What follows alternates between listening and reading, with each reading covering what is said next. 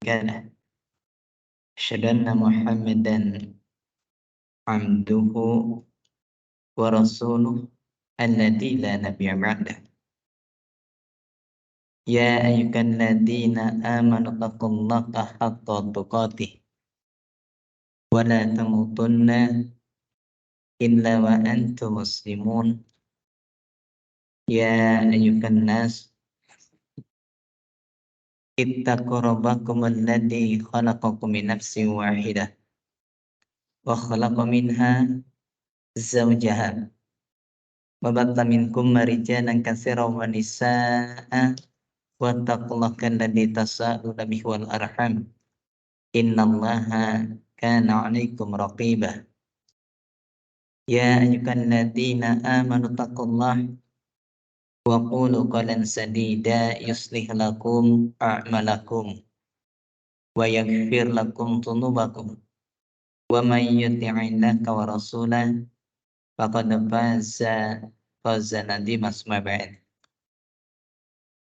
Alhamdulillah bini'matihi tatimmus shalihat.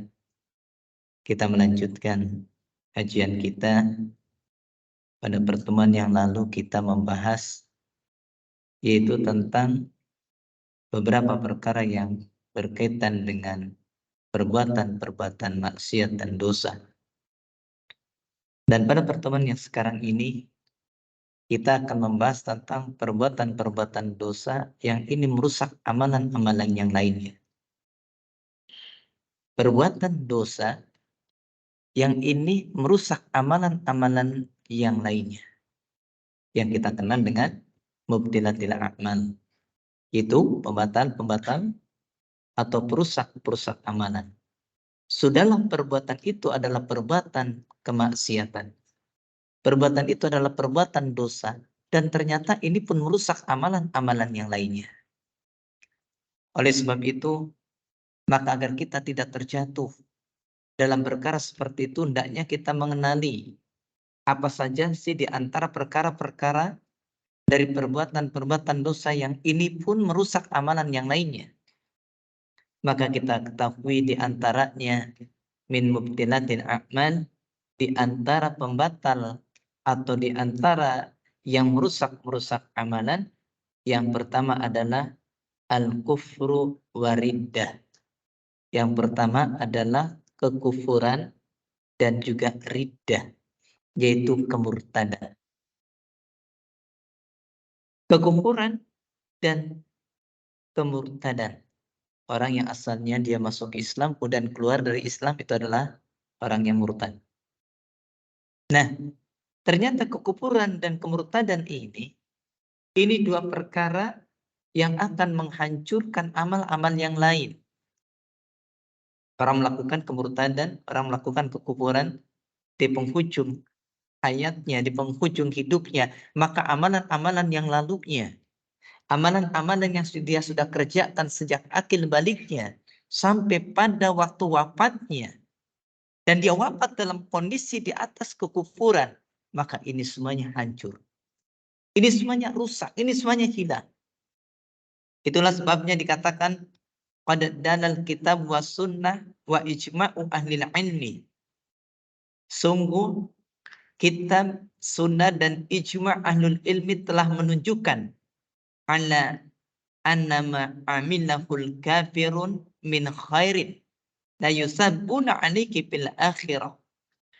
Bahasanya di sana dikatakan sesungguhnya apa yang diamalkan oleh orang-orang kafir, yang dilakukan oleh orang kafir, yang diperbuat oleh orang kafir min khairin, dari kebaikan, la yusabbuna alaihi fil akhirah, dia tidak akan diberikan pahala, tidak akan diberikan ganjaran atas amalannya tersebut di akhirat.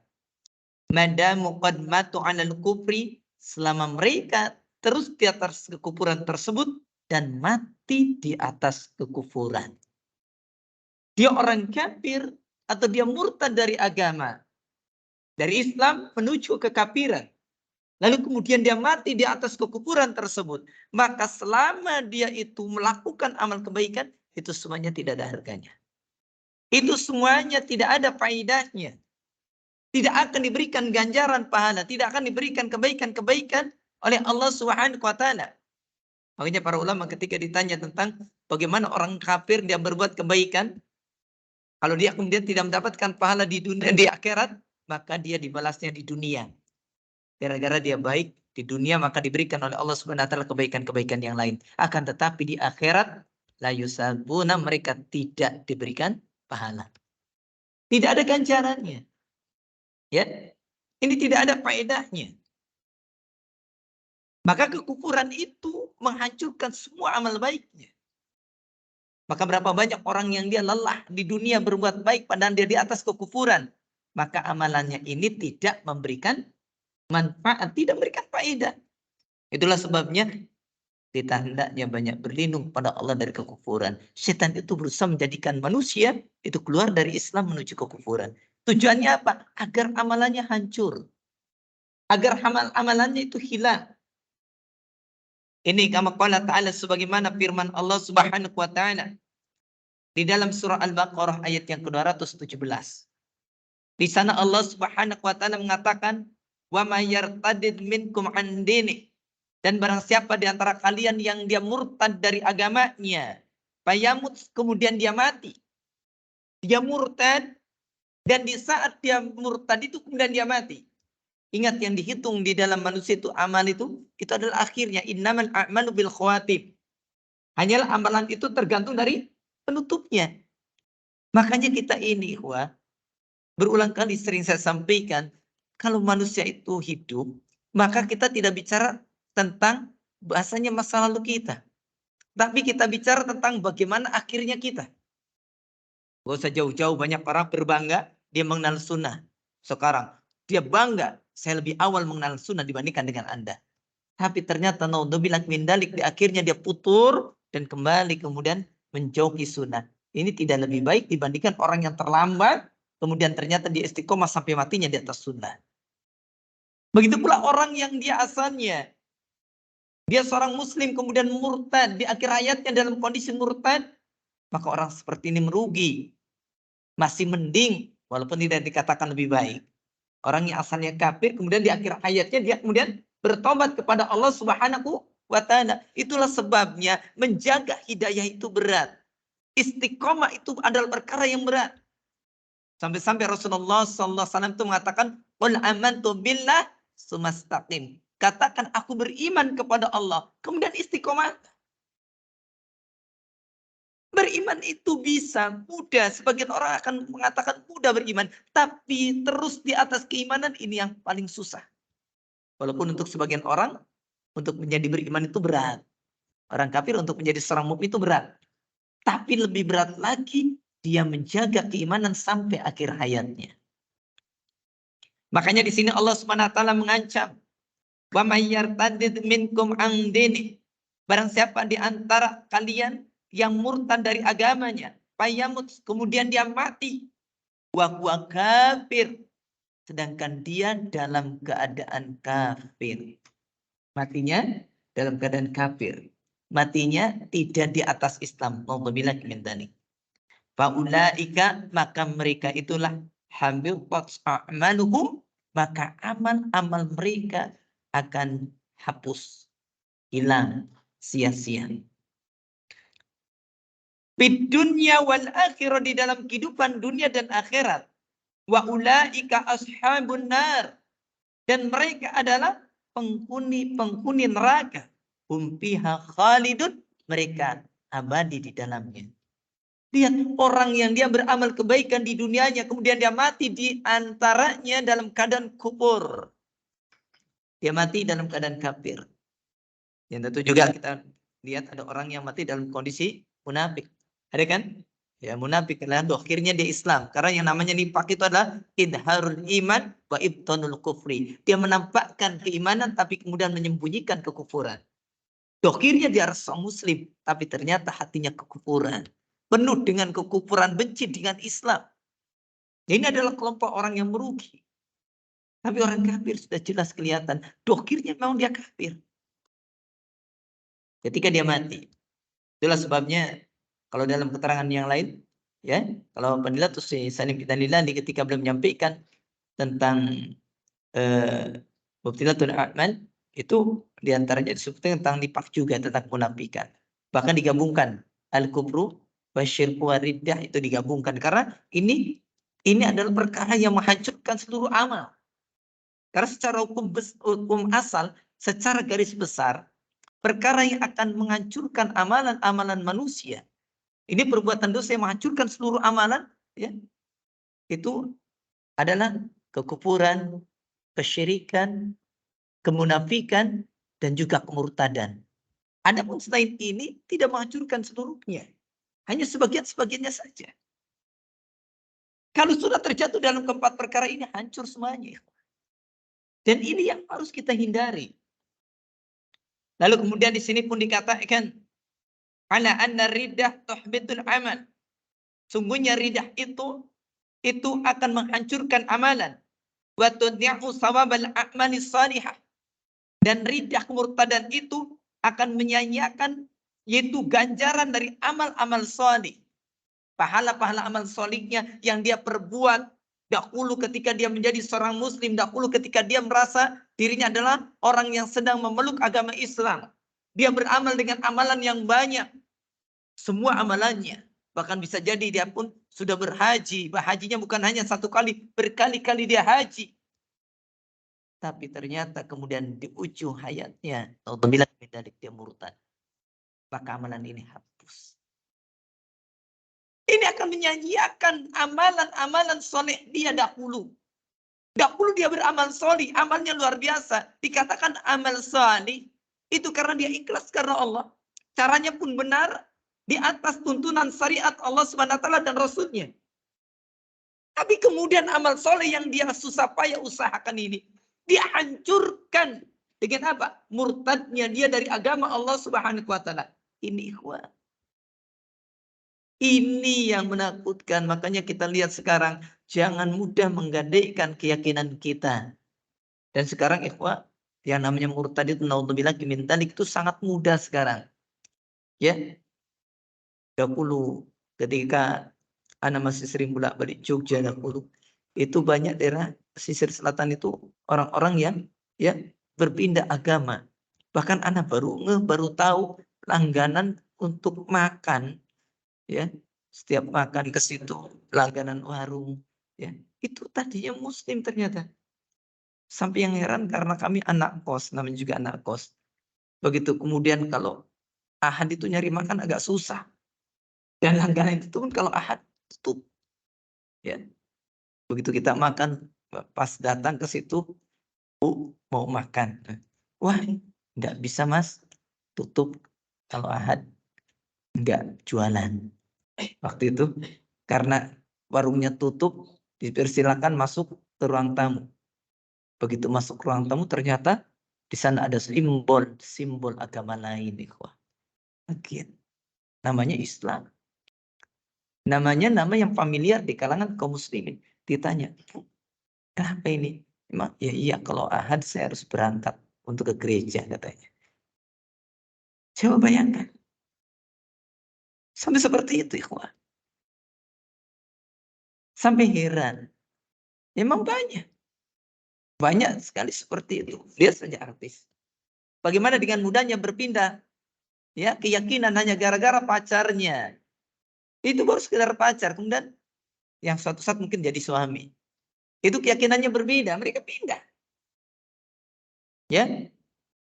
Ya terkadang ada yang dari non-muslim menjadi seorang muslim.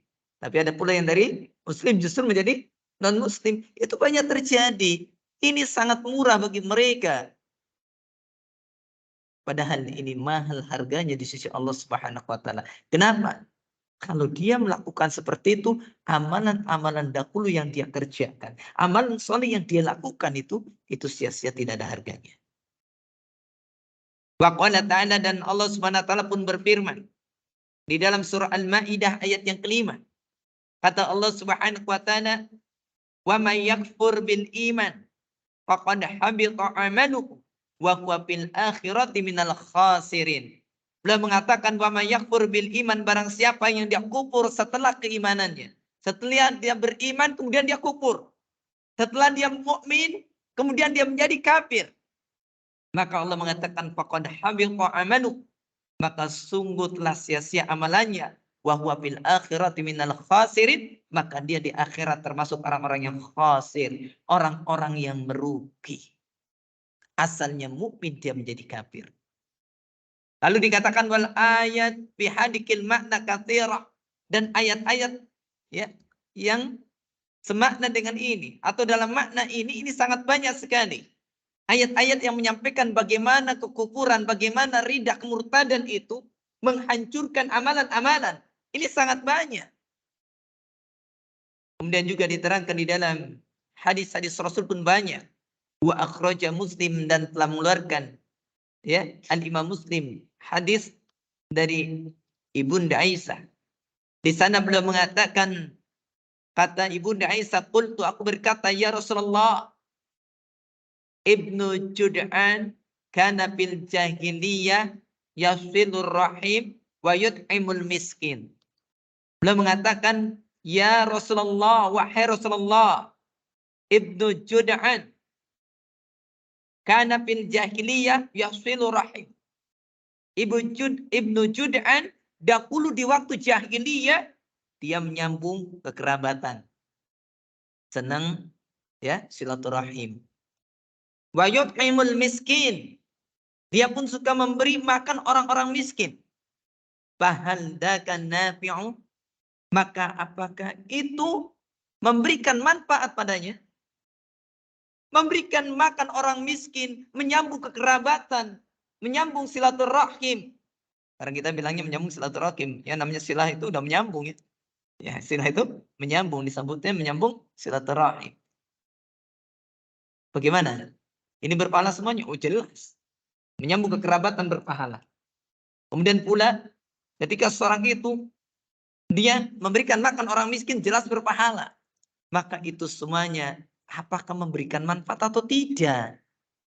Lalu kemudian apa jawab Rasulullah sallallahu alaihi wasallam? Beliau mengatakan la yanfa'uh, maka itu tidak memberikan manfaat padanya.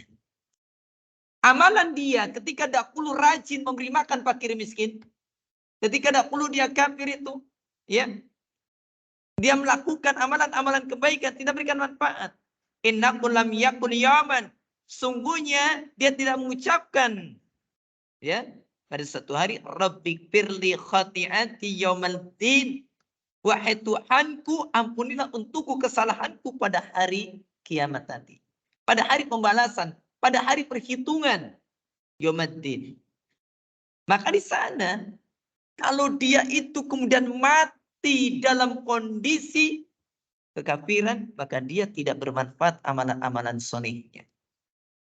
Tapi kalau kemudian dia orang kafir menjadi muslim.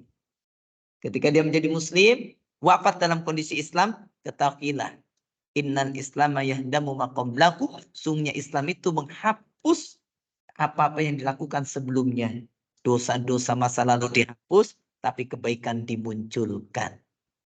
Itulah sebabnya kenapa ya di antara yang unik ketika ada orang yang membunuh 99 orang ya. Kemudian setelah itu dia membunuh ahli ibadah. Itu dia kemudian ternyata mati waktu mau hijrah. Mau hijrah. Ternyata dia malah yang berhak untuk membawanya malaikat rahmat. Kenapa ikhwah? Ya. Padahal dia belum beramal kan? Belum. Karena sudah dicatat amalan kebaikannya dari niatnya. Sudah dicatat. Apalagi orang yang tadinya sudah beramal. Maka tentu dia akan mendapatkan kebaikan dari amal-amal yang dia lakukan terdahulu. Waqala Asy-Syafi'i rahimahullahu ta'ala. Dan Al-Imam Asy-Syafi'i beliau berkata, la yubtilul amal illa bil mauti 'alal kufri. Beliau mengatakan bahasanya tidak akan membatalkan amalan kecuali mati di atas kekufuran. Kalau orang mati di atas kufuran maka amalnya jadi batal, hilang. Ya. Orang mati di atas kufuran maka batallah seluruh amalnya. Jadi sia-sia. Tidak ada faedah, tidak ada manfaat. Itulah sebabnya hendaknya kita menjaga agar kita jangan terjatuh dalam kekufur. Ini tugas kita diantaranya. Lalu kemudian yang kedua, maka di sana dikatakan yang kedua adalah asyirku wariyah, yang akan menghancurkan amalan. Ini dosa yang akan menghancurkan amalan yang lain, ikhwah. Di antaranya adalah asyirku wariyah, syirik dan riya. Syiriknya sudah jelas menghancurkan amalan. Di sini kenapa digabungkan syirik dan riya? Ya, karena syirik itu yang dimaksud adalah syirik akbar, riya itu adalah syirik asghar. Walaupun tentu dampaknya beda loh. Kalau syirik akbar itu menghancurkan seluruh amalan. Orang yang melakukan kesyirikan, seluruh amalannya ketika dia masih hidup itu hancur semuanya. Tapi kalau syirik asghar, itu riya, yang hancur adalah amal yang di sana dia melakukan riya. Dia sholat, misalkan dia sholat, hari ini dia sholat. Sholat maghrib dia riya. Ketika sholat maghrib dia riya, maka yang hancur adalah sholat maghrib yang ada riyanya. Adapun sholat sebelumnya, hancur kan? Tidak hancur. Tidak rusak. Yang dia riya saja, hancur. Tapi kalau orang itu melakukan kesyirikan, dan syiriknya adalah syirik akbar. Dia hari ini melakukan kesyirikan, maka dosa-dosa ini, dosa syirik ini menghancurkan amalan-amalan sebelumnya. Bukan hanya hari ini, bukan hanya perbuatannya sekarang ini, tapi sebelumnya ikut hancur. Makanya hati-hati, syaitan itu Masya Allah. Ya, itu luar biasa menggoda manusia lewat jalan kekufuran, nggak bisa lewat jalan kesyirikan. Kalau dia menjadi kafir nggak bisa karena dia adalah ahlul Islam, maka kemudian digoda yang kedua dengan kesyirikan. Kalau dia ternyata nggak bisa digoda dengan kesyirikan karena dia adalah ahlul tauhid, maka digoda dengan marhalah yang ketiga. Itu dengan apa? Dengan kabair, dengan dosa-dosa besar. Ya dengan bid'ah dulu.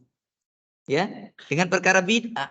Kalau dengan perkara bid'ah nggak bisa karena dia adalah ahlu sunnah, goda dengan dosa-dosa besar. Kalau dosa besar tetap masih nggak bisa karena dia adalah orang yang kemudian menjaga diri, maka masih bisa digoda dengan dosa-dosa kecil. Kalau dosa kecil masih saja nggak bisa, maka digoda dengan apa? Mendahulukan yang mubah atau mendahulukan yang mafdul, yang tidak utama daripada yang fadil, yang utama. Ya, misalkan contohnya ya, orang mancing itu nggak masalah, hukum asal orang mancing tidak apa-apa. Tapi mancing pas jadwalnya ngaji, kira-kira dahulukan mana, mancing dulu apa ngaji dulu? Kalau ada kira-kira kita tuh hobinya mancing, ketemu kemudian jadwal ngaji, ya memang sih menuntut ilmu tuh nggak mesti waktu itu kan.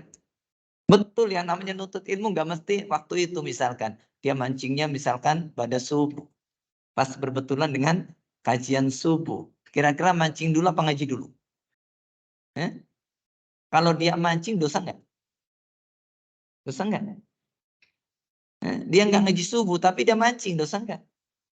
Pikirnya nanti saya ngajinya yang ada duhur saja. Ya hukum asal tidak masalah, tidak kena dosa dia. Akan tapi yang jadi masalah adalah dia melewatkan kebaikan. Seharusnya lebih utama menuntut ilmu daripada apa? Mancing. Kecuali memang usahanya dia mancing. Kalau nggak mancing, anak istrinya nggak makan, beda cerita ya Pak. Kalau dia mancing ya cuma sekedar hobi, ya. Maka di sana tentu kita juga tahu bahwasanya hendaknya mendahulukan perkara yang utama, itu apa? Menuntut ilmu. Ya. Tapi syaitan menggodanya itu luar biasa dahsyat. Ya. Maka kesyirikan ini dan riya ini akan menghancurkan amalan. Cuman yang membedakan kalau syirik akbar itu menghancurkan seluruh amalan-amalan manusia. Adapun riya dia menghancurkan amalan yang amalan tersebut ada riyanya. Menuntut ilmu kemudian kita riya, hancur nuntut ilmunya, tapi tidak seluruh nuntut ilmunya. Yang ketika dia riya saja. Dia sholat yang waktu itu saja. Ketika dia kemudian bersodako yang waktu itu saja. Adapun yang sebelumnya kalau ikhlas karena Allah, maka dia tidak akan hancur. Ini kama qala ta'ala sebagaimana firman Allah Subhanahu wa taala. Di dalam surah Az-Zumar ayat yang ke-64 sampai ke-65. Allah Subhanahu wa taala mengatakan walaqad uhiya ilaiki, dan sungguh aku telah wahyukan kepadamu wahai Nabi Muhammad, wa ilal ladzina min qablik, dan juga pada orang-orang sebelummu, la in asyrakta, jika kamu mempersekutukan Allah, la yahbatanna amaluka, sungguh akan hapus amalanmu, wala takunanna minal khasirin, dan niscaya kamu termasuk orang-orang yang merugi. Nah ini di sini. Kalimatnya la yahbatanna amaluka. Sungguh akan hapus amalanmu. Mungkin kita bertanya, "Lah Ustaz, ini kan cuman amaluka, cuman bentuk mufrad, tunggal." Nanti akan kita jelaskan. Kan cuma satu berarti yang hapusnya. Ya? Berarti kan cuma satu saja amalannya akan hancurnya. Enggak, ikhwan. Makanya kita lihat bagaimana penafsiran Fadilatul Syekh Abdurrahman Nasir As-Sa'di. Belum mengatakan walidalika, dan demikian itu li'anna syirka billahi muhbitun lil a'mal.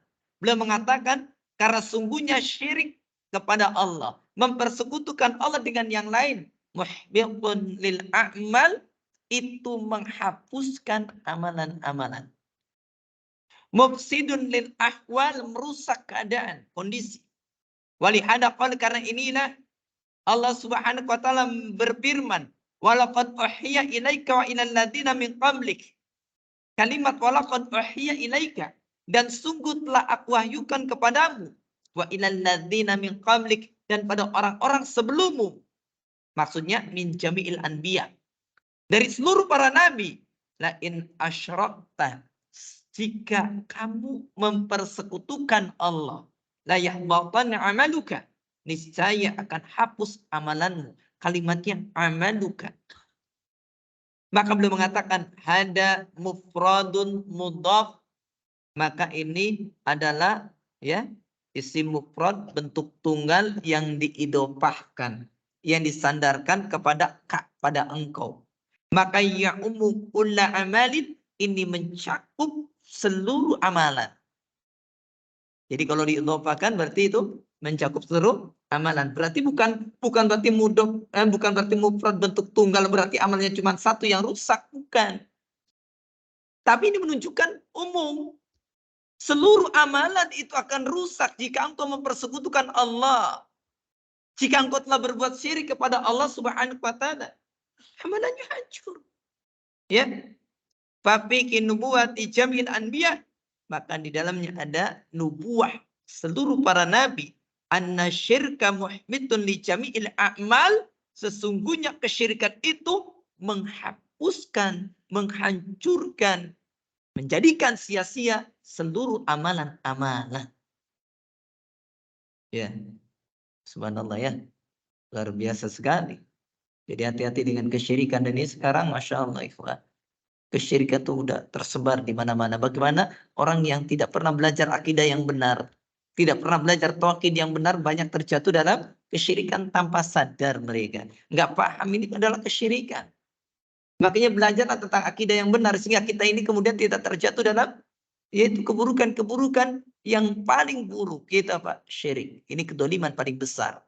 Inna syirka la dzulmun adim, sungguhnya kesyirikan itu adalah kedoliman yang sangat besar. Kenapa disebut dolim? Karena menghancurkan, karena dia melanggar hak yang paling utama, itu hak Allah Subhanahu wa taala. Itulah kesyirikan.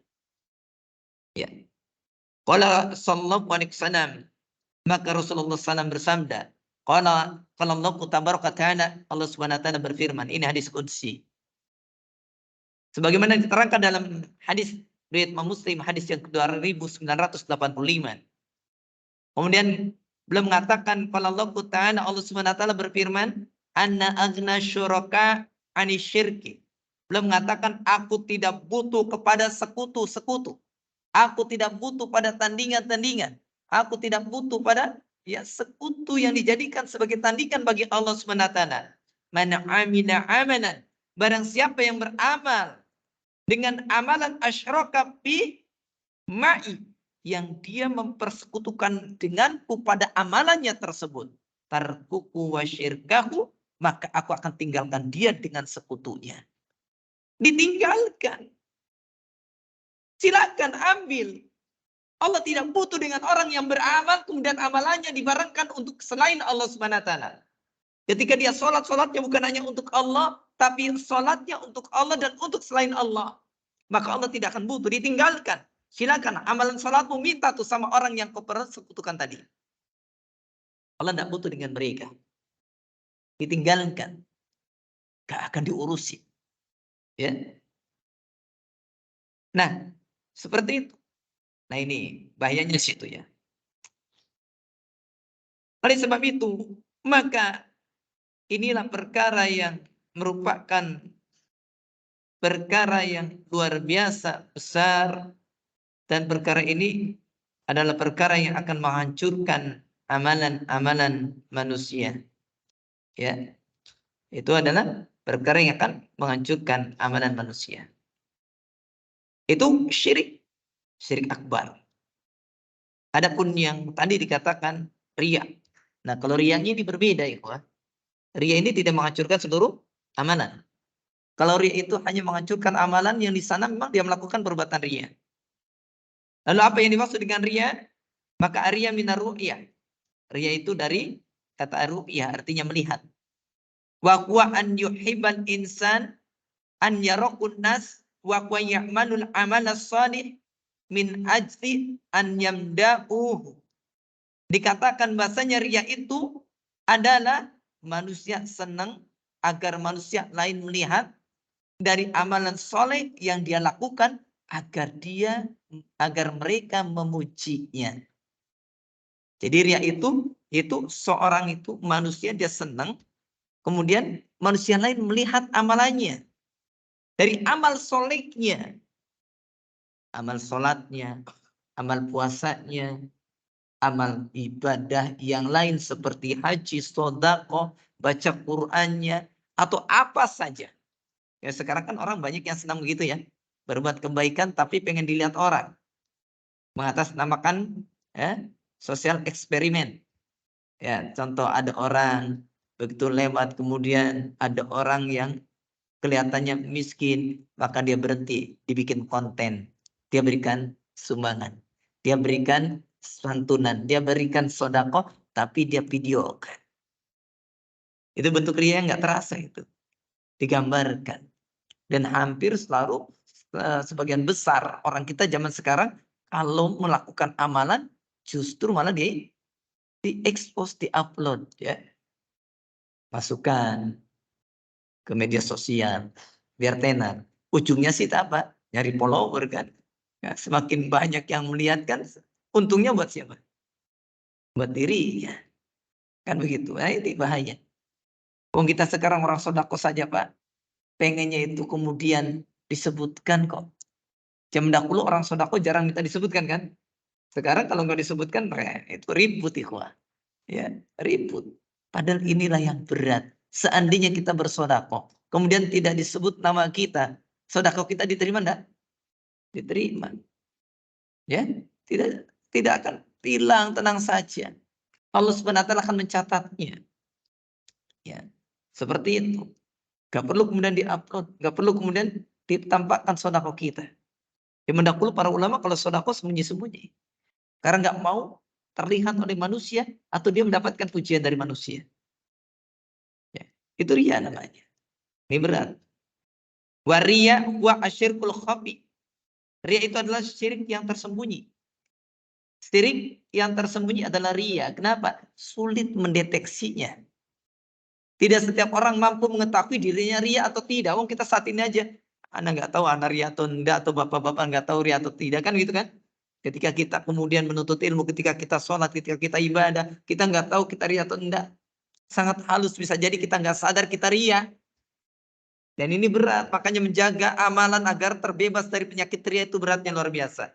Karena riya adalah asyirkul khafi, itu adalah kesyirikan yang tersembunyi. Rabnu Khuzaimah, Al-Imam Ibnu Khuzaimah beliau meriwayatkan fi sahih di dalam kitab sahihnya min hadis Mahmud bin Labid, dari hadis Mahmud bin Labid radhiyallahu an.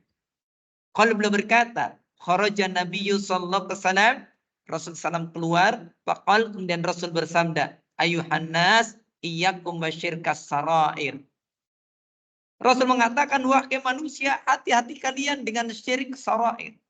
Syirik yang tersembunyi, yang tidak tampak. Faqalu, maka mereka, para sahabat bertanya, ya Rasulullah, wa ma syirkus sarair, apa syirik sarair itu? Syirik sarair itu apa? Qal, maka Rasul mengatakan, yaqumur rajulu fayusalli. Seorang dia berdiri kemudian dia sholat. Dia sholat. Bentar lagi saya. Kita sholat. Aduh, ini jadi kayak darsan ria enggak ya? Itu. Ya, ya tergantung hati kita. Susah untuk mendeteksi itu. Kita nggak tahu tetangga kita ria atau enggak, jangan-jangan kita juga ria. Makanya itu berat sekali. Jangankan sekelas kita, sekelas para sahabat aja mereka takut dengan penyakit ria kan? Itu sekelas sahabat yang hatinya terkenal bersih. Apalagi kita, ikhwan. Berat. Makanya paling harus kita takut adalah ria. Itu paling berat. Berat itu. Masya Allah. Lalu kemudian beliau pun mengatakan, fayuzayyinu salatahu. Kemudian dia menghiasi sholatnya. Dibagus-bagusin. Kalau sholat. Biasanya di rumah punten jungkal. Begitu di sini Allah Akbar. Masya Allah, mantap. Dan itu ketika banyak orang saja. Kalau nggak banyak orang, wah ngebut. Ya, yang seperti ini dia kemudian menghiasi. Jahidan juhud lima yara min nadharin nas. Ya. Dari apa yang dilihat dari pandangan manusia ilaiki kepadanya. Fadzalika sirkus sarair, maka itu adalah syirik yang tersembunyi. Syirik yang tersembunyi itu seperti itu. Kita beramal, kemudian amalan itu kita perindah, kita baguskan, kita bikin jadi mantep, kelihatannya lebih hebat.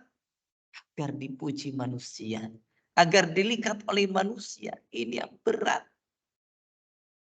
Ini yang berat bapak-bapak, ibu-ibu. Dan kita ini susah menghindari penyakit ria. Betul nggak? Susah nggak? Susah. Mau kita hanya ngaji ada susah. Saya menjaga keikhlasan berat. Bapak menjaga keikhlasan juga berat. Kita nggak tahu selama ini kita ngaji ikhlas atau tidak. Tapi kita berdoa kepada Allah. Mudah-mudahan Allah mengikhlaskan niat kita. Karena yang namanya perkara-perkara kebaikan itu tidak akan mudah. Kecuali yang Allah berikan kemudahan. Kita bisa datang ke majelis ilmu sini karena siapa?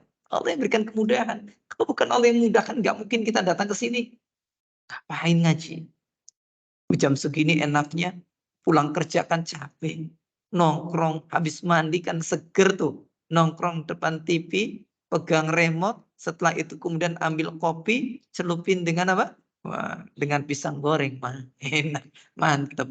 Atau kopi pantasnya dengan apa ya? Kalau pisang goreng Pak, cocok enggak Pak? Ngudut. Wah, kalau ngudut jangan Pak. Jangan beri ngudut. Ya. Udahlah. Terlepas dari apakah itu haram ataupun makruh, yang namanya ngudut itu jelas perbuatan yang tidak baik. Ya, makanya Ustaz Firanda belum pernah bilang yang namanya orang ngudut itu katanya, Allah alam itu, ya, anak hanya ringkas saja. Itu kan nggak ada orang ngudut kemudian baca Bismillah. Ada nggak? Begitu ngudut Bismillah. Nggak ada. Karena tahu yang namanya ngudut itu bukan perkara yang baik, ikhwan. Ada yang mau ngudut Bismillah dulu? Gak ada, ikhwan. Atau jangan-jangan setelah dengar ceramah ini kemudian baca Bismillah dulu, Bismillah ya Allah. Ya enggak ada. Ya, ini Masya Allah, luar biasa ya. Itu betul. Anda sepakat dengan beliau. Sepakat mendukung sekali. Sangat-sangat langka. Bahkan bisa dikatakan nggak ada kayaknya. Orang mau ngerokok malah apa? Bismillah dulu. Bismillah nggak ada, ikhwan. Nggak ada. Ya, para dokter sepakat merokok itu merusak, betul ya? Bahkan sampai di mana? Ya, di bungkusnya aja dikasih tahu itu. Rokok membunuhmu itu. Wah, itu sudah jelas-jelas rokok membunuhmu, tapi tetap aja diisep. Itu luar biasa. Ya, nggak takut dengan kematian. Ini luar biasa sekali ya. Itu. Ya. Lalu kemudian kita lihat ke sini. Ya, hadis ini diriwayatkan oleh Imam Ibnu Khuzaimah pada ya dalam kitab sahihnya pada nomor yang 937. Dan hadis ini dihasankan oleh Al-Albani dalam kitab Sahih Targhib wa Tarhib pada nomor 31. Wah, udah habis ya. Wa inna masumiya riya syirkan khafiyan. Ya, nantilah kita lanjutkan pada pertemuan yang akan datang karena sudah habis waktunya. Insya Allah akan kita lanjutkan pada pertemuan yang akan datang, masih melanjutkan yaitu tentang perkara perbuatan-perbuatan dosa yang ini bukan hanya membuat dosa tapi juga merusak amalan yang lainnya. Insya Allah akan kita lanjutkan pada pertemuan yang akan datang. Insya Allah itu saja yang bisa saya sampaikan. Mudah-mudahan bermanfaat. Setiap bagian yang menyampaikan dan bagi yang hadir dan mendengarkan. Syukran jazakumullah khairan. Wallahu a'lam bishawab. Subhanakallahumma bihamdika asyhadu an la ilaha illa anta astaghfiruka wa atubu ilaik. Akhiru da'wana alhamdulillahi alamin. Assalamualaikum warahmatullahi wabarakatuh.